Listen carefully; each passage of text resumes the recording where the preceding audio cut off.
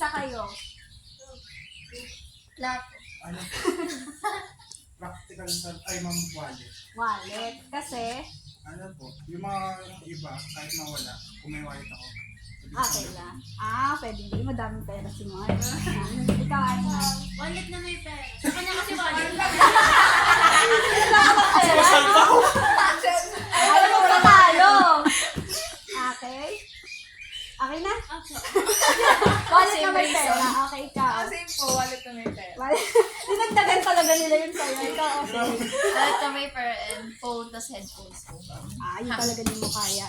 Tubig. Kaya nangyari tubig sa ano. Bakit? Okay lang sa'yo mawala yung cellphone mo, yung ano mo. At least mabubuhay ako. Pero iiyak ka, di ba? Pag nawala. At least ma-replenish yung luha. Ang galing, ang galing. Kasi may tubig. Tama, tama. Ikaw. Ano po, wallet tas gamot. Wallet at saka gamot kasi allergy. Sa allergy. Naku, Moni.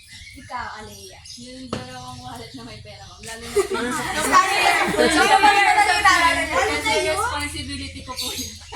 responsibility mo, ang bigat, di ba? Ikaw. Ako po yung yung wallet ko po na may phone, na may gamot, at saka may pera. Parang pouch na siya. Kasi bawal mawala lahat. Yung iba okay lang sa inyo kahit wala phone mo. Huwag lang yung wallet, no? Bibili ng phone na. Kaya ba? Kasi cellphone niya na. Okay, ikaw, Ana. Wallet rin po, na may pera at ID. Kasi importante ID. Sorry. Sorry. Ikaw, Ana. Sorry. Yung wallet ko, nagkaroon ng pera ng ID. Bathroom. Wala talaga akong makikita. Hindi mo makikita yung wallet mo. Wala